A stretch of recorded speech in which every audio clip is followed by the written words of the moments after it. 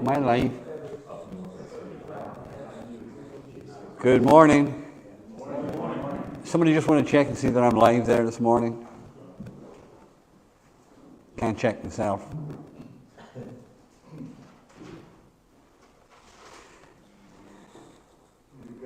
Am I on? All right. That's good. Well, good morning. Anybody want to share anything this morning?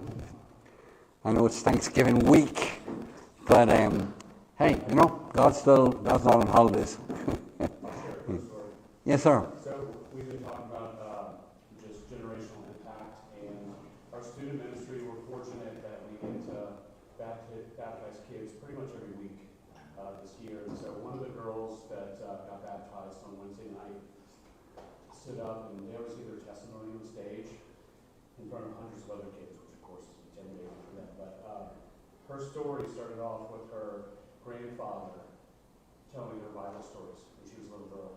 And then she flashed forward to the church camp that she went to and how kind of stirred some of that up. And then she asked her parents if they could go to church.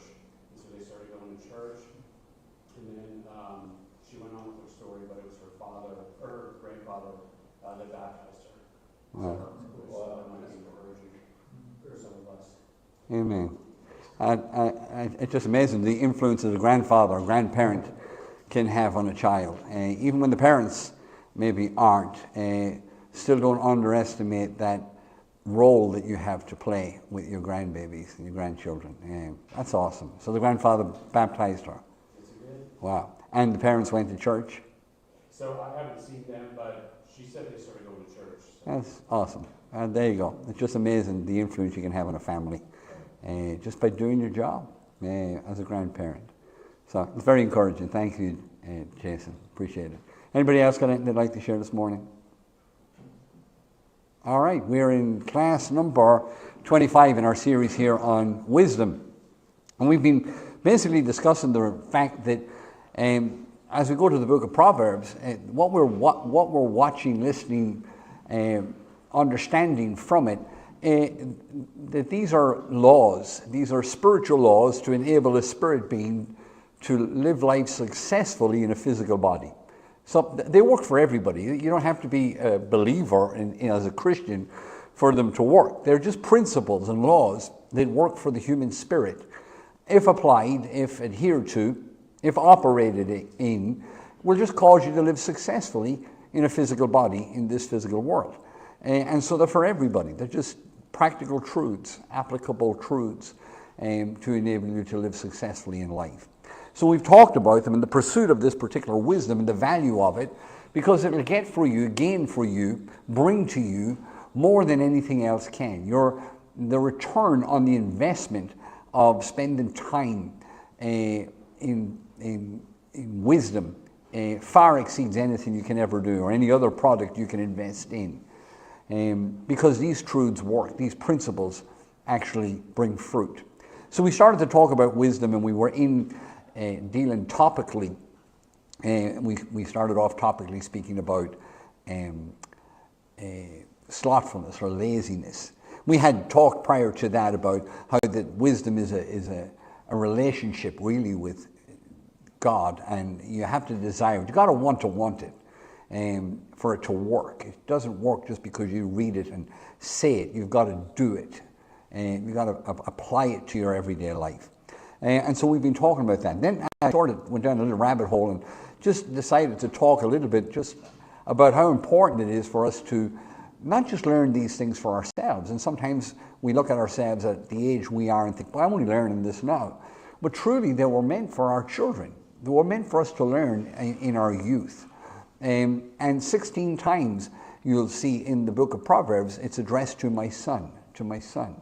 And so it's very important that we pass these truths to our children or our grandchildren, if you have that prerogative, because of the benefit of them.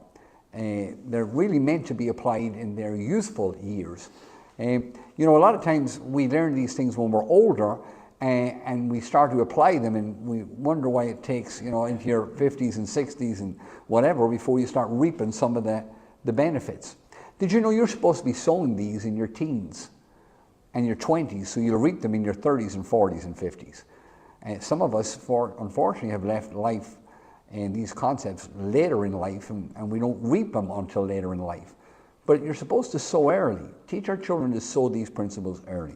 So, and we talked about passing that off and how important it is and the responsibility for us to give it to our children. And so not just to learn it for ourselves, but to give it to our kids, for those that have kids, or grandkids for those of us that do. So I want to go back in topically again now and start talking about, I want to talk to you about work this morning, just the ethos of hard work, and something we got to teach our children. You got to teach your teenagers, something you got to develop in them. It doesn't come naturally, in the sense that there's so many other things that entertain us, but you've got to teach this to your kids. So, the purpose and need for hard work. Work is a spiritual force released in a physical realm. You know, a lot of times, I've said to people many times, I'm going to use a 4-letter word now. I say, what? So I'm sorry, but I'm just going to use a 4-letter word, and it may offend some of you. And they say, what is it? And I said, work. W-O-R-K. 4-letter word, and it offends a lot of people many times.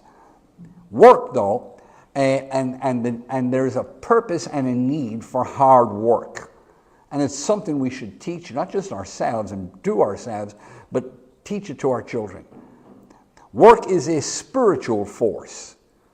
Work is a spiritual ethic that is designed for the human spirit to release its potential, to fulfill its purpose.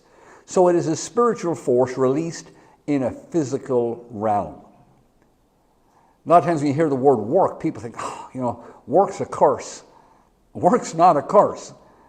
You say, well, you know, Adam in Genesis chapter 3, when he fell, God said, you know, you're going to have to work now with the sweat of your brow. No, what God said was, before you went independent and went rogue, everything was designed to yield to you. You're in charge. I put you in charge. I give you authority, dominion over it all, and it was all meant to yield to you respectfully. But now that you've missed it, you're going to find that you're going to have to work a lot harder to get the laws and principles to work under sin consciousness. And so it's the sweat of your brow you're going to have to get the ground to give to you. Before, it would have given to you just naturally in your righteous conscious state. But in your sin conscious state, you're going to have to work hard. You're going to suffer just to make it produce for you, whereas before it was designed to produce for you in righteousness. Does that make sense to everybody? You understand where I got all that from?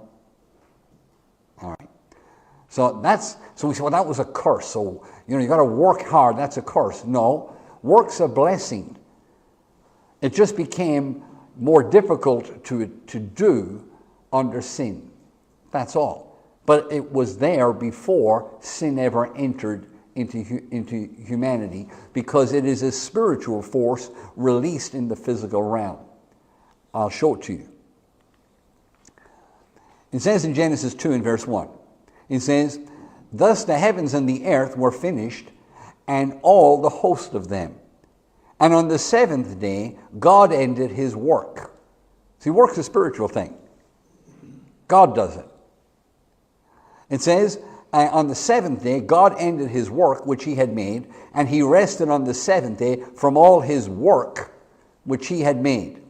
And God blessed the seventh day, and he sanctified it, because that in it he had rested from all his work which he had created and made.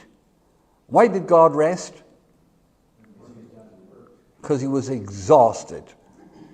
No, it wasn't because he was exhausted.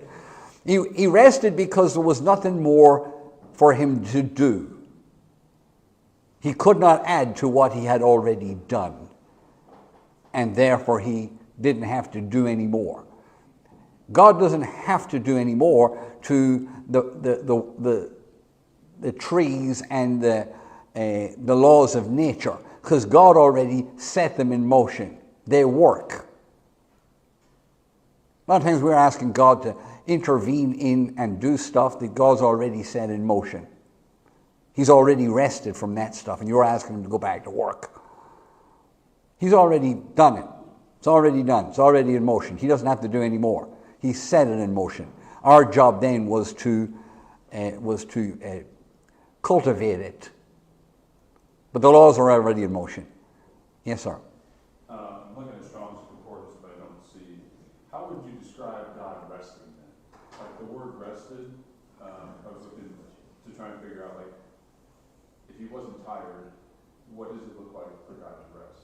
It means he didn't, there was no more he could do to it. He didn't have to do any more. So he rested. He didn't have any more to do. He just sort of sat back and thought, that's it. It's complete. It's finished. Yeah, I felt like rested might not be the right word, but I thought there's something maybe lost in translation. So it's more of a completion. Yeah, it's totally complete. There's nothing more to do. Okay.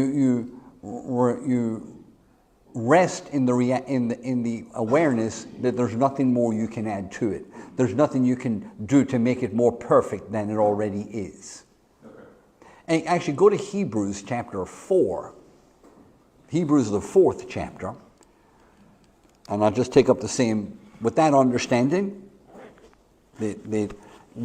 God rested because there was nothing more he could do. Nothing more he could add to it. Nothing he could do to make it more perfect. And so when the Bible speaks about you and I and salvation, somebody, just Phil, if you're there, just read for me in verse 4:8. Yeah, we'll go 8 through 11. 8 through 11. Uh-huh. Okay.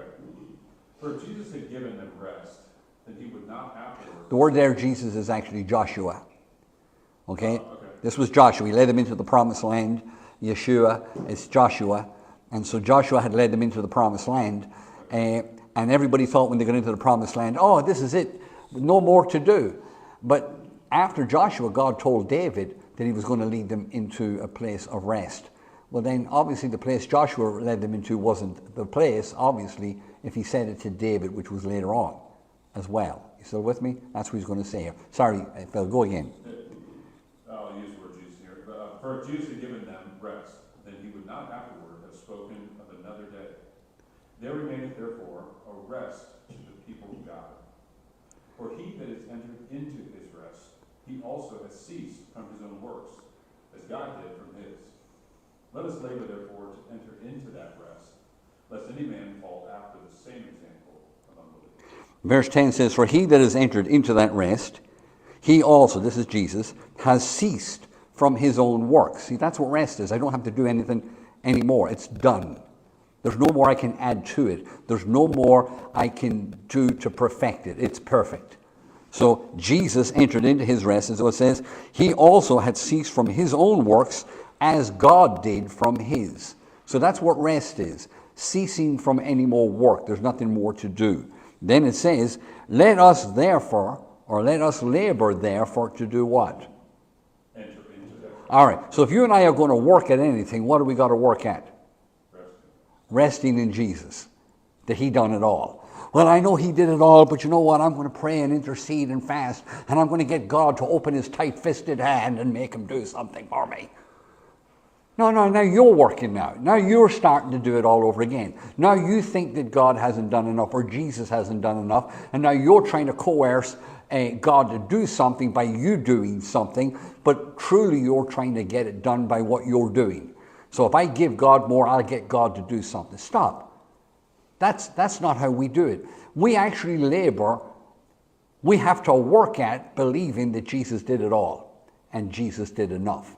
And then we've got to put our faith in what he done, as he said in the end of that verse, least any one of us, like the other crowd, failed to follow that example because of their unbelief. You still with me? Is that okay, Phil? Does that make sense? All right. Okay. So the Bible says here that God on the seventh day ended his work.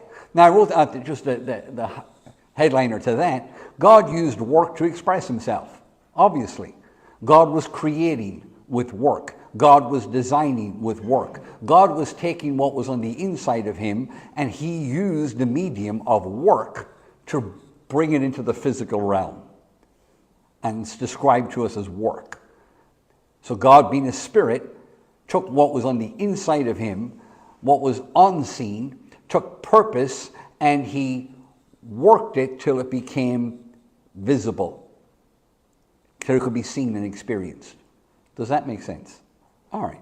And then when God had done all that he needed to do, he didn't have to work anymore.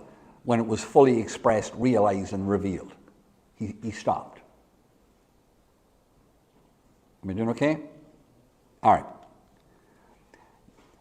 Purpose is in the heart of the Creator. Remember this. So God created man in his own image, and in the image of God created he him, male and female created he them. God blessed them, and God said unto them, Be fruitful, multiply, replenish the earth, subdue it, have dominion over the fish of the sea, over the fowl of the air, and over every living thing that moveth upon the earth. If God made man in his image and after his likeness, and God, who is a spirit, used work to express or reveal or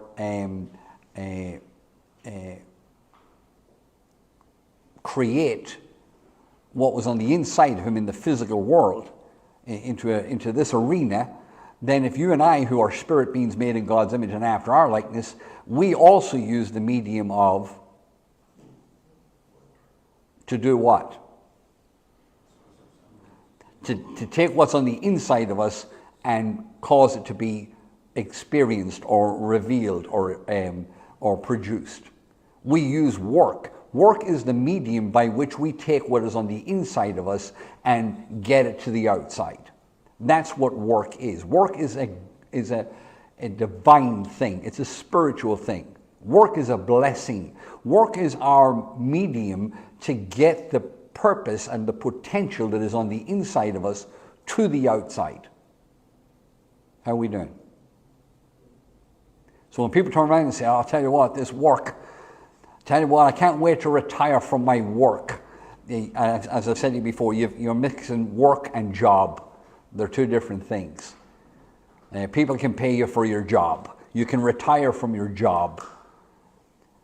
But you can't retire from your work. Your work is that divine ability given to you to express and fulfill your purpose and potential. You need work. Everybody needs work.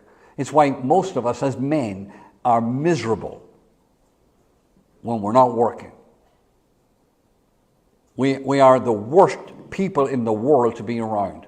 When we have no self-esteem, no self-worth, no value, and we're unemployed, God forbid, or we can't find ourselves an expression to take what's on the inside of us and get it to the outside. It's terrible. It's a horrible place to be. Because we're hardwired to work.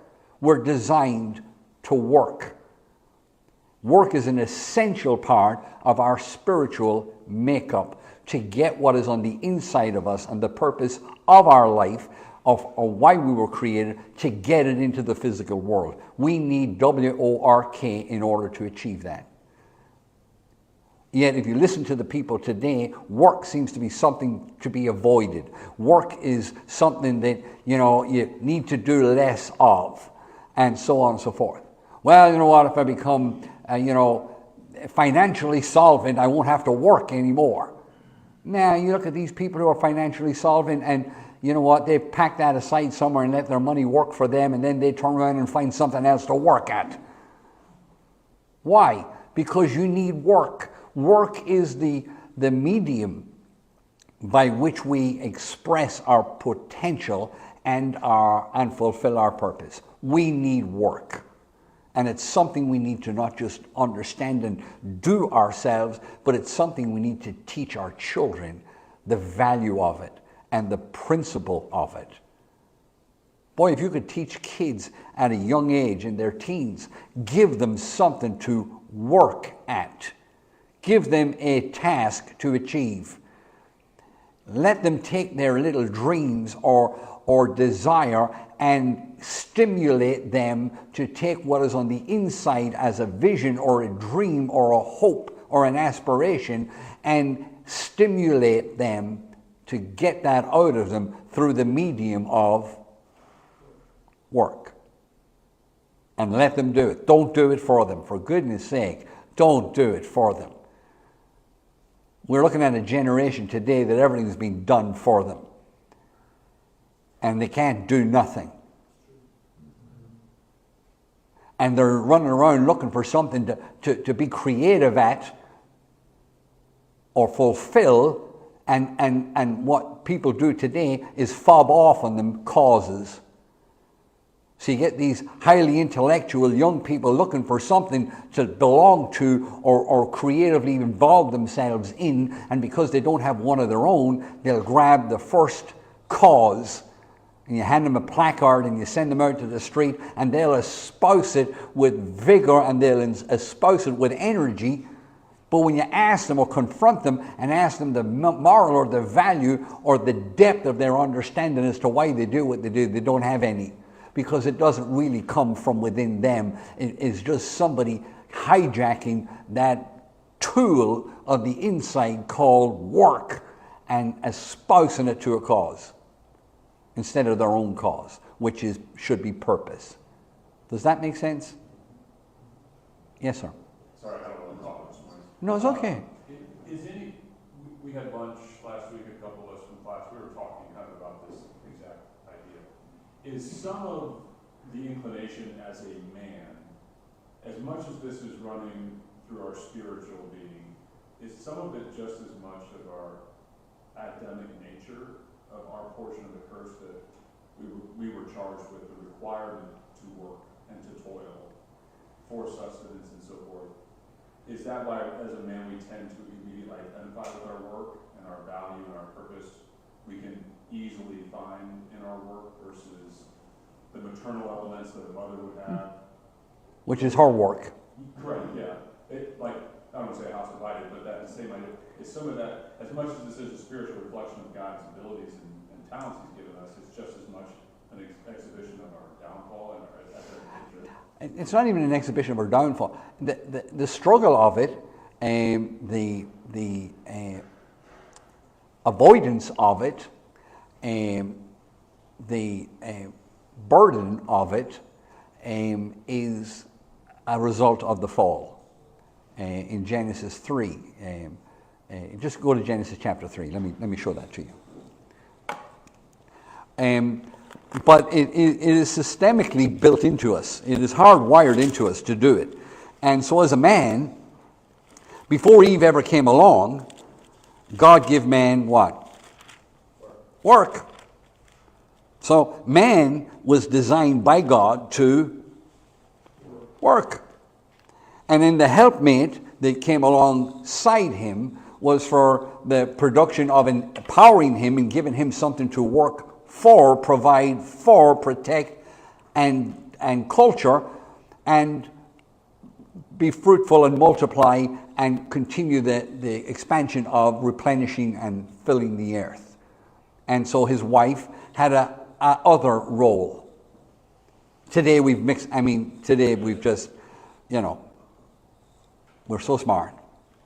We're so smart. We wonder then why we're all screwed up. We wonder why, we are the way we are. It's just we've taken principles and we thought we were smarter than the principle.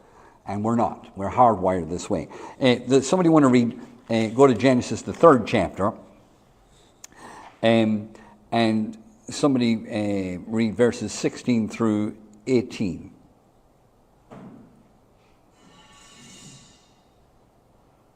To the woman he said, I will greatly multiply your sorrow and your conception. In pain you shall bring forth children.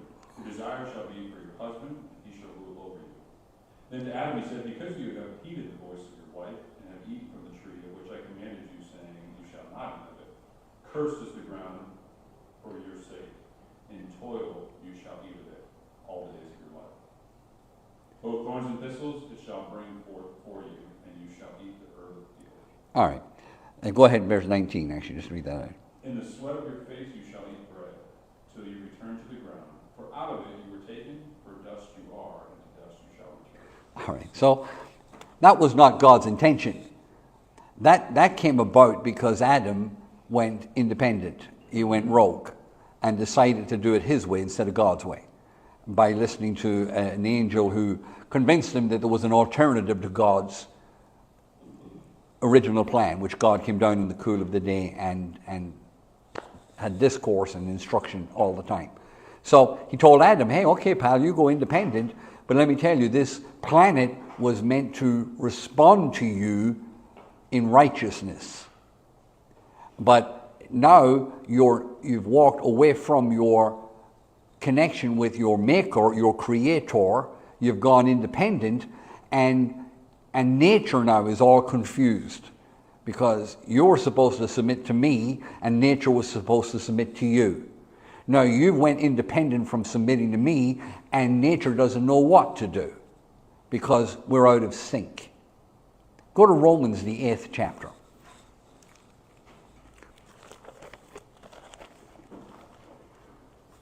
We're supposed to be doing wisdom, but anyway, it's all right. These rabbit holes are okay. It helps us understand what we're talking about too. So sometimes you can go topically and say, well, the Bible says you got to work hard. I'm just not one of those people that just wants to grab a topic. I have to explain what that means. And then when you see it in the Word, you understand what he's asking you to do and why you're being asked to do it. Does that make sense? And so when you work with your children or your youth and you give them a task to do, and you have a tendency to want to lean in and help them to do it or accomplish it or do it for them, that's the worst thing you can do. You got to teach them the value of work. You got to let them dream dreams. My goodness, stimulate your kids to dream dreams. And the bigger the dream, the better. And then help them and encourage them, even though you may realize that at their age, that they'll never get there. Give them the aspiration to at least try for there. Let them go at it. You ask a kid when he's 5 years of age, what are you going to be when you grow up? Going to be an astronaut. I'm going to be a fireman. I'm going to be a crocodile. So what is going on with the child? He's supposed to be a crocodile. Nothing. That's imagination. They can, at 5 years of age, their imagination has not been controlled. You let that child, when they reach 16, you ask them what they want to be. Well, I don't know. I mean, when I get to college, there's only so many courses. I'm only smart enough for this. I'm only that. And all of a sudden, you have let the world define them. And their imagination no longer has control because they're being funneled into somebody else setting the standard for them, not their imagination. Well, if I'm going to be successful in life, I've got to be a carpenter. Or if I'm going to be successful in life, I've got to have a job. That's not success. If you're going to be successful in life, you need to dream, and you can, and you need to release your potential in the effort called work and do it, because you're designed for that. But we've stripped the imagination away from a generation. You still with me? All right. Any questions on that? I know I'm seeing bigger things sometimes. I have a lot. It's a whole. That's a whole concept. But you take away their imagination and you let somebody else define them, and they think they can only be defined, and you're successful in life, and the most successful in life, if you're a doctor or a lawyer, and we hold some of these offices and we highly esteem them. The reason we hold a doctor in high esteem, because we obviously probably will need one before you finish, or you'll need a lawyer before you finish, or a judge or something like that. And so we hold all these in high esteem because you're going to need them. But what we've done is we've robbed the kids of their imagination and work and what potential and what that's all about. And we've let education define them. And you don't need to do that. Do we need education? Yes, but not to take away their imagination. To teach them the principle of work, yes, but not to destroy their imagination. Yes, sir? I think also the enemy is heavy into deceit around the concept of work, because way you're describing it, if it's an expression of what's on the inside, that's like what James is talking about when he says faith without works is dead. But then that can get twisted for people when they think they have to work for their salvation. And I have to work for God's approval, and I have to work to get myself better, to please the people around me. And then it's kind of like, well, no, you don't have to work for that. Jesus did that voluntarily for you. And when people get born again, then they step into kind of what you said, heaven's waiting room. And that's not their purpose. Their purpose, Jesus died for them so they could work, so they could fulfill their purpose. Correct. And so it's kind of a circle, but the enemy's all in that too. Yes, because of ignorance, lack of understanding. I got born again to empower me to accomplish the work that God designed for me. That's what I got born again for. I got born again to not let the world define me, or my inexperience, or my past, or my sin-conscious life define me. I got born again to be reconnected with my Creator for the intent to fulfill the purpose of my life, or for my life, through work. Yes, sir.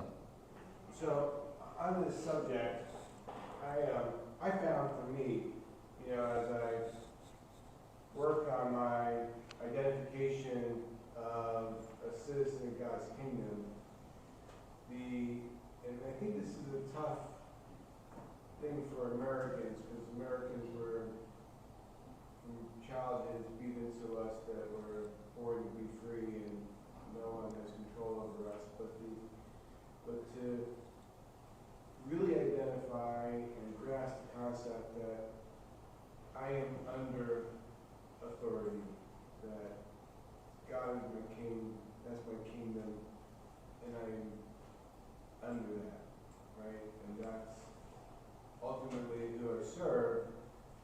And because of that, I have authority here on earth, and through God, Jesus, the Holy Spirit, the Trinity, working in me, I'm able to, what we read in Genesis, it's right here in Genesis, where we have dominion over the planet, and we can subdue this planet. And then that, if you can identify with that, then work is just natural. You're just doing you, and all that's just kind of coming out of you. The good works, the moving from milk to meat takes place automatically, because you now understand where you are in relation to the heavens and the earth. You understand the need for work. Yes, absolutely. I mean, your work is all attached to this. When you rightly connect with God, this starts to fall into place. And as you were saying there, Vince, you end up expressing yourself. When you reconnect with God, understand who you are, what you are, why you are, and find the purpose of life, then all the stuff that oozes out of you in the form of work actually isn't an effort, it's at the exercising of your purpose, but it's done through work. I'll explain it more, but all of this is relevant. Everything we're talking about this morning, we will deal with it as we go through, even though this was not what we were meant to do. All right, but we need to understand it. Are we all happy so far? All right. Yes, sir. You're going to go to Romans and tell us more about work. Oh yeah, thanks a million for that.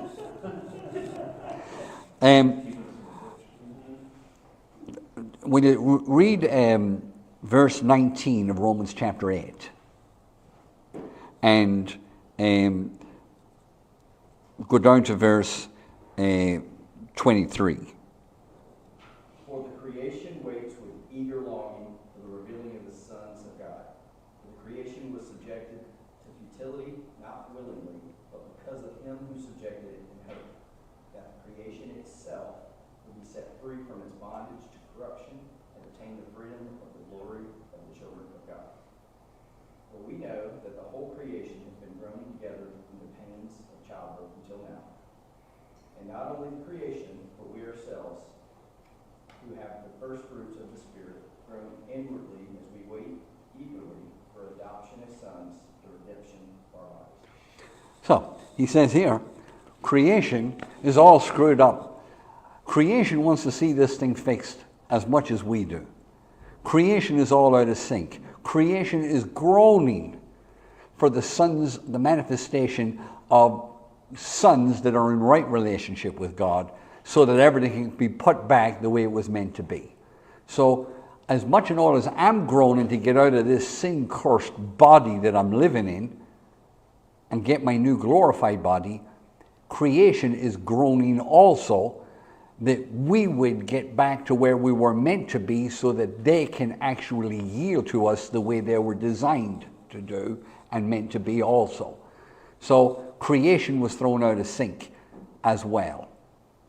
Does that make sense? Everything's out of kilter with the Creator because man went independent.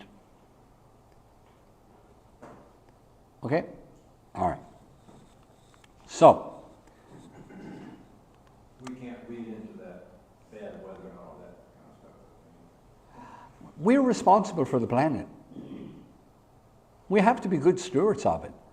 We were told to have dominion over it and take care of it.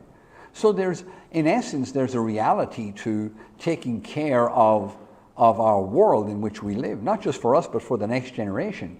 But then there's another a misguidance where we live for the planet instead of the planet living for us. And now you start to serve the planet. The planet was designed to serve you. And listen, the planet has been designed by God. The laws were set. He rested from it. We're not going to destroy it. You cannot destroy the laws of God. You just can't do it. We're not big enough to do it. You're not big enough to destroy what God has set in motion. Now, we may mess what God has set in motion because of our responsibility given us and our bad stewardship of it, but we're not going to destroy it. The earth fixes itself. This planet is designed to fix itself. And if man would leave it alone, it'll fix itself. If man keeps messing around like they're doing, we're the ones screwing it up. But the planet's designed to keep fixing itself. And it does. The planet's fine. It needs better stewardship. We need to be better stewards of how we're treating it, but you're not going to destroy it. The planet is designed by the laws of God in its creative form to replenish itself. It's designed to do that. Does that make sense? All right, so listen, take care of it. By all means, treat it right. Love it and take care of it. It's our responsibility to do that. Take care of its air and its water and whatever. But then this other doctrine that is in the world today, where man now lives for the planet, that's a bad doctrine.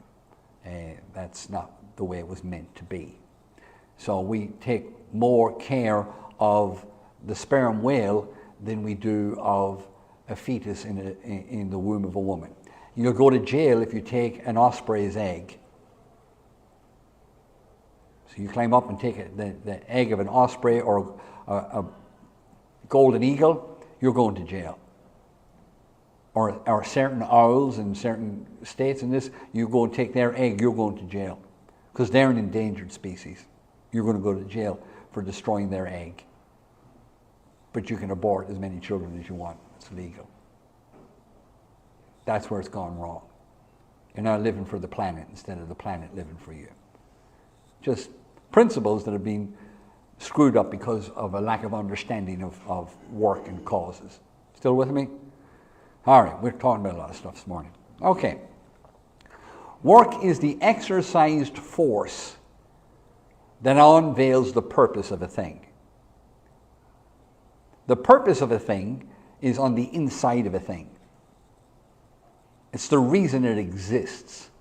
It's the reason it is. But nobody can see what it is or determine what it is until work is exercised. Work then reveals it. Work then exposes it. Work gives physical awareness of what purpose is. Does that make sense? Okay. Work is the exercised force that unveils the purpose of a thing. Purpose is the original reason for a thing. It's the reason a thing exists. Show me something in this room that doesn't have a purpose. Show me one thing. Anybody? All right. Show me something in this building that does not have a purpose. Show me something in Alpharetta that doesn't have a purpose. Show me something that exists that doesn't have a purpose. And the fact that it exists is the reality that it has a purpose. Does that make sense? All right. Purpose is the original reason for a thing. 2, purpose is in the heart of the Creator, not the thing. If you want to know the purpose of a thing, don't ask the thing. Ask the Creator of it. Because it's the Creator that give it its purpose, not the thing. The thing exists because of purpose, but the thing does not define the purpose. The Creator defined the purpose. Does that make sense? So if you want to know the purpose for your life, where do you go to find it? To your Creator. Your Creator has the purpose for your life. I do not have the purpose for your life. Don't ask me. I haven't a clue. I had to discover mine. And I didn't get that because education or a degree or some organization decided to affirm my purpose of life. Well, we think you're good at this. That's what you're going to be. That's what you do. No, that's not where you get your purpose from. Your purpose is not the certificate hanging on the wall behind your desk in the office. That's not your purpose. That's not the definition of your purpose. Purpose is in the heart of the Creator, period. You want to know why you exist and the reason for which you exist, you've got to go to the Creator of why you exist. Period. And if you don't find that, then you're going to take all the graces and giftings that you already have, which were attached to your purpose originally, and because you don't know what your purpose is, you'll probably farm them out into other arenas, and people will say, you're so gifted, and you're so talented, and you're so brilliant. But you can be successful in their eyes at the wrong assignment. And that's the saddest thing in life, is to be successful at the wrong assignment. To have taken all your gifts and skills that were meant for your purpose, never to find your purpose, only to farm out those skills and graces to something else because they were good, that other people thought, well, that's your career, that's your whatever, you're brilliant at that, obviously that's what you were meant to do. God defines whether you were meant to do it or not, if you understand the true essence of success. As somebody asked last week, how do you measure success? You measure success when you fulfill the purpose for which you were given life. And God determines what success is, not your fraternity or your alumni. Does that make sense? You're all very serious looking this morning. All right. Am I saying too much? Am I going down too deep in a hole? All right. 1 again. Purpose is the original reason for a thing. 2. Purpose is in the heart of the Creator, not the thing. Purpose is permanent and irrevocable. You may use your skill sets, graces, talents, abilities for other things. You may well do that. But here's the reality. Purpose is permanent. It's irrevocable. You may do other things with what you is and what you have, and it may not be what God asked you to be, but God's not going to change His mind about you. Neither is God going to take your giftings from you. The gifts and calls of God are without repentance. God's not going to say, oh, I shouldn't have made him that way. God has made you that way because there was a purpose for you being that way. There was a purpose for your skill sets and tools in your life being there. And God's not going to throw his hands up in the air and say, I made a mistake. He didn't make a mistake. You just didn't yield to him, that's all. But he ain't going to turn around and say, oh, that's it, you didn't do what I wanted you to do, I'm taking your gifts from you. No, they're already hardwired into you. But they were hardwired in for your purpose. So the purpose for your life is permanent. And it's irrevocable. God will never change his idea for what the purpose for your life. Never. Even though you miss it, even though you sin, he will not revoke the purpose of your life. He won't do it. Because the purpose for your life is right. It's you. It's the best you. The thing about it is that purpose lies in the mind of the Creator. You just have to discover it. That's all. Yes, sir. Simple, right? I'm glad you think so. The billion-dollar question is, how do you know you're not on track to be successful with the wrong assignment? How do you know you're on track or you're chasing a stick? And that's a bigger hole than I want to go down. But Half hour plus that's a great question. That is the question of life. To hear well done. To hear well done, thou good and faithful servant. That's the aspiration of existence. That's what you want to hear. That's what you want to do when you get to there. When you meet him and he says, hey, I've given you all these graces, gifts, abilities, resources. Tell me what you've done with them. That's what you're going to give an account for. You're not going to give an account for how many prayers you prayed. You're not going to give an account for your attendance at church. You're not going to give an account for any of that. You're going to give an account for what you did with what God gave you. What did you do with you?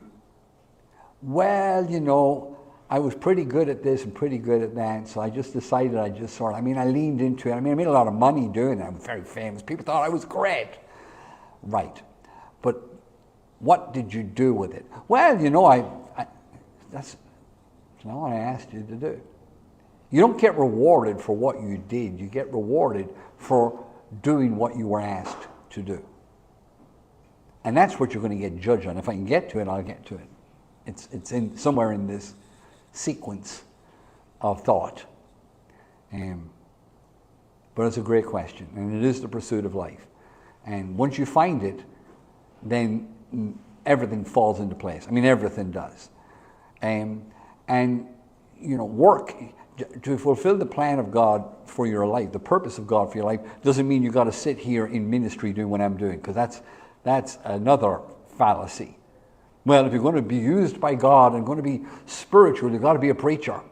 You've got to be in the ministry. You are in the ministry. The job you go to, the company you work with, the business you started, that is your mission field.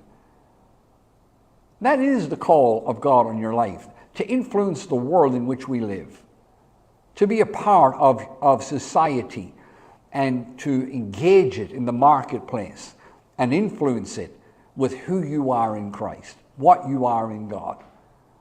That's as anointed and as called and as purposeful as me sitting here doing my spiritual thing. Does that make sense? You're not any less spiritual or any more spiritual where you are at doing what you do. You're as spiritual doing what you're doing. If that's where God has put you in the imagination and the giftings and graces that God has given to you. Absolutely. Should be celebrated as being spiritual. So, I can't answer it, Phil, and do this at the same time, but it is a great question. And I would love to do it with you all at some stage. Talk to you about all of this in deeper. So, purpose is permanent and irrevocable. Plans may change, but purpose is permanent. A lot of things may change in your life. Circumstances, situations. If I had been born here, if I had been born there, if I had got this, if I had taken that, if I had done that, if I had met him, if I had married her. There are a lot of things that change in life. But the truth about it is, purpose doesn't change. No matter where you were born. No matter what side of the tracks. If you are purposed by God to achieve something, your geography will not define it. Your class will not limit it. You say, well, you know what? It was all right for you because you were born there. You had a silver spoon in your mouth. Nothing can stop purpose if you're willing to work it out. Nothing. Because God has already designed everything in you to succeed. You were designed to be successful. You weren't designed to fail.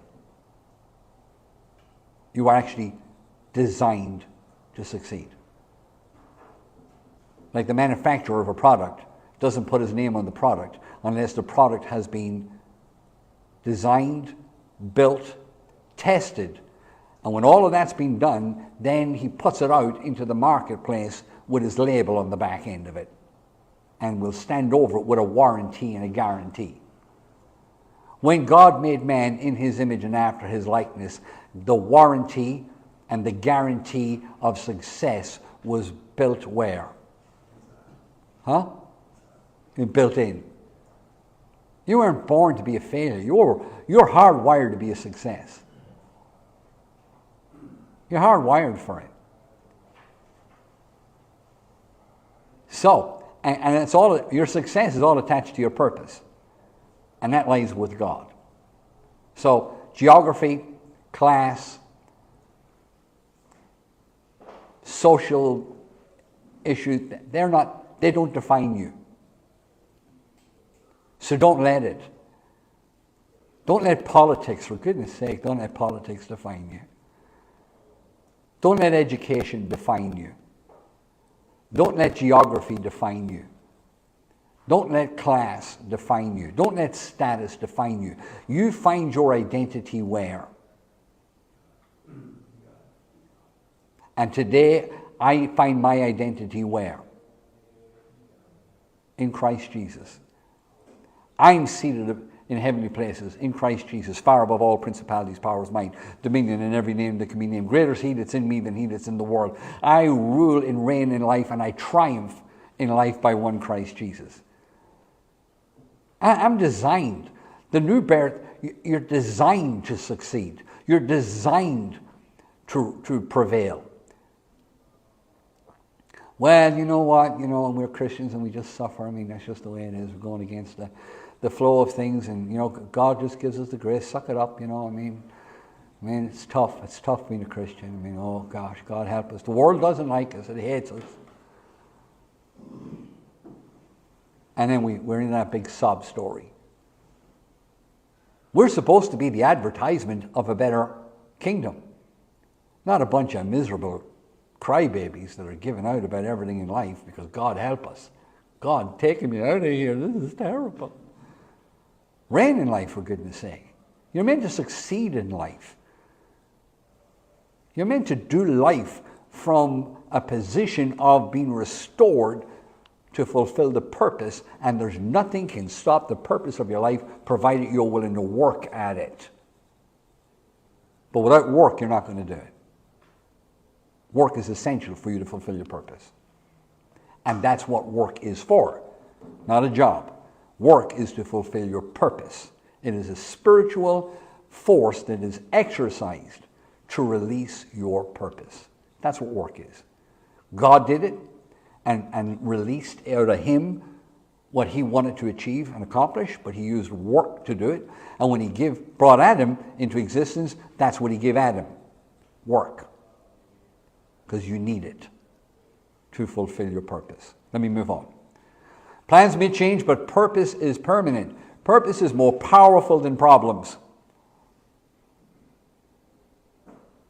So when you find problems, let me tell you, your purpose, because you're designed to succeed, your purpose will prevail. if you will work with it, you will overcome whatever it is. You're designed that way.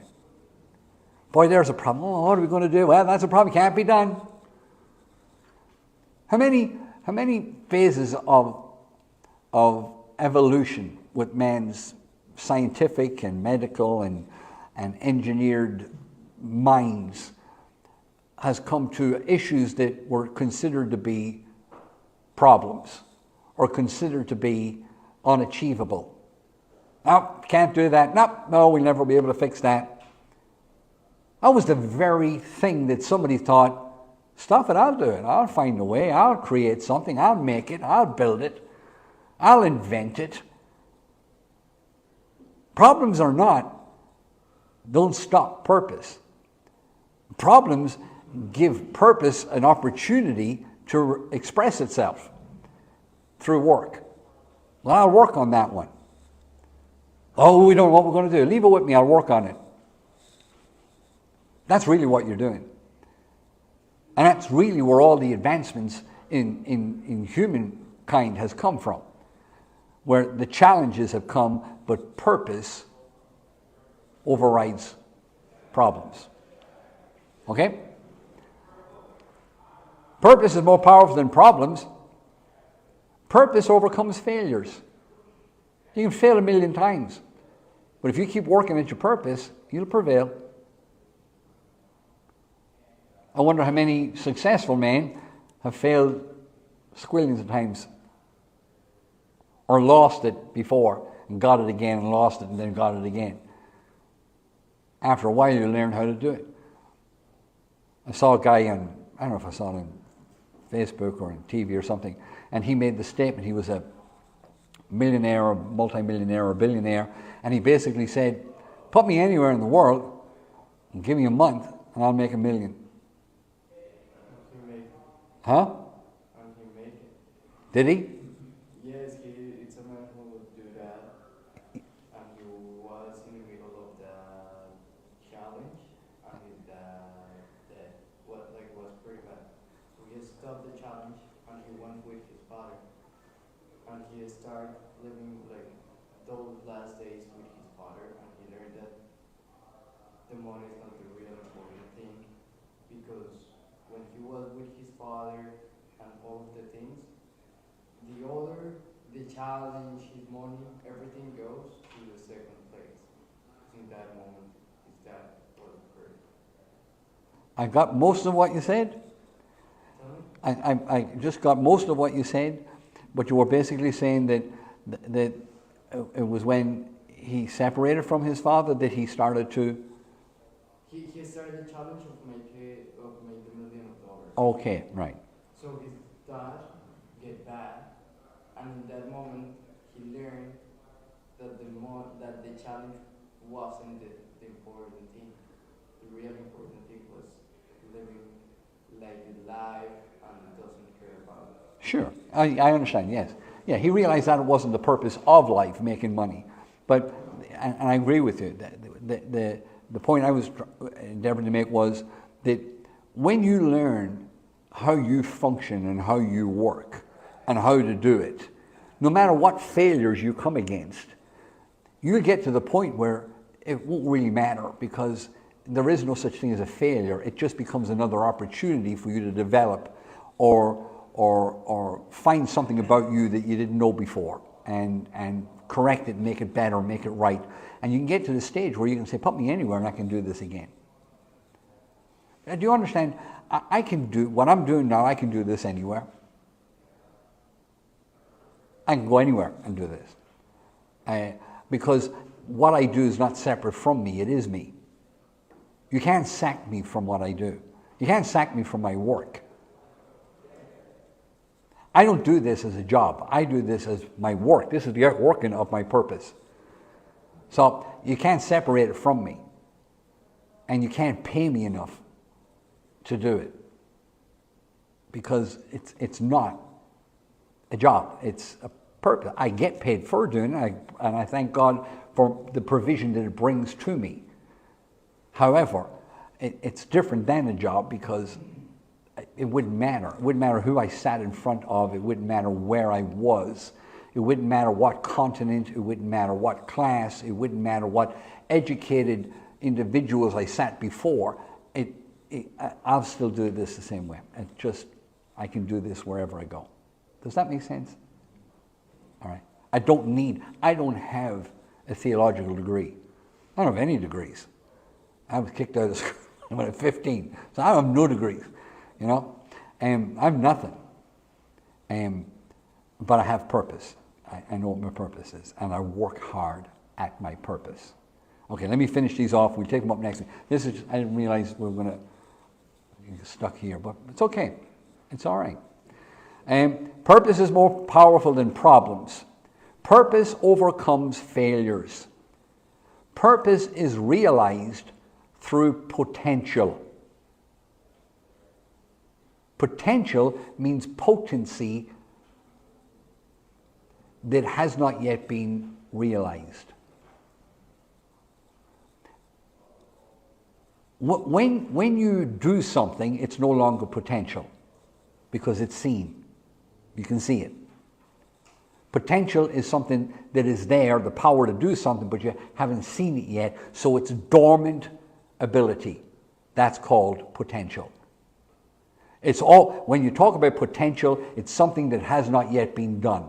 It has the potency to do it, but it hasn't been done yet. Once it's done, it's no longer called potential because it has now been experienced. Does that make sense? All right. So, purpose is realized through potential. So the power to fulfill purpose is there. It's not discovered fully yet. It's actually there. Potential is unrealized purpose. It is the power to fulfill purpose. That's what potential is. It's the power to fulfill the purpose for why you are. Potential is realized through work. Work is what gets that out of you. Work exercises potential to reveal purpose. You understand how that works? You have a purpose. With that purpose is giving you the potential, the potency to achieve that purpose because you're hardwired with it to achieve your purpose. So it's there. The purpose of your life has all the potential to achieve it. It's there. But the only way to get the purpose and the potency that is in you to do that is through the medium of work. It's why you've got to teach it. You've got to learn how to do it, and then you've got to teach it to the kids. You've got to stimulate work in the children. Give them a task. Give them a chore. Reward them for it. Let them make choices. Teach them right and wrong choices. Teach them the reward for work. And we'll go over this again. We'll start from here next week. Work is a blessing from God to enable you to fulfill your purpose. That's what it's for. So when we go to the book of Proverbs and start to talk about work and diligence, you'll understand what he's really getting at. Because sometimes when I mention work and you go to Proverbs and read work, you automatically think job. Well, if I'm diligent at my job, that's not what he's talking about. He's talking about you fulfilling your purpose. That's what your life is about. So don't let them hijack. Don't let the world that we're in hijack what God is trying to say through his word. That's why I'm spending the time here defining what work is as opposed to a job. Any questions on that? I'm past my time. Yes, sir. Real quick, I just want to remind you in response to Phil's question that on Thursdays, a while ago, you did vision and purpose, so it's on tape somewhere. That's right. Yes, it is. It's up there somewhere on the cloud. That's right. Yes, I did. On Thursday evenings, I did purpose and vision. Yeah, and planning and a whole bunch of stuff like that. Try to pull all this stuff conceptually together. There's a lot in it. All right, enough for one morning. Hope it stimulates your thinking, hope it challenges your thinking, and I hope we have a wonderful Thanksgiving week with your family and your friends and all that are dearest and closest to you. Somebody want to close us out in a word of prayer? We will still have Saturday morning as usual, and back here again next Tuesday, and we'll take this concept up. So if you have any questions between now and then, please write them down, and we'll endeavour to tackle them as we go along. Somebody want to close in prayer? Father, as we celebrate a week of Thanksgiving, would you remind us, or take this time and let us remind ourselves that you are the source of everything, and when it reaches us, we are just to resource that into your world. You've given us such privilege and responsibility that we don't deserve, and I thank you for your son's teaching that continually reminds us that we do have the potential to reach what it is that you designed for us, and you've given us all the resources we need to do it. Thank you for this discussion this morning about work and how we can reflect you through that effort and exhibit the blessings and the purpose and potential you endowed each one of us with as we go about our daily activities and our vocation. Help us to lead well, to lead with posterity for our families and future generations, and understanding that it's not the currency in our wallet or the goods that we've accumulated in our life, but yet the next generation that we leave behind when we're no longer here. Thank you for our teachings and the many blessings. For those that aren't here today, watch over them and keep us safe as we travel. Amen. Amen. Thank you, guys.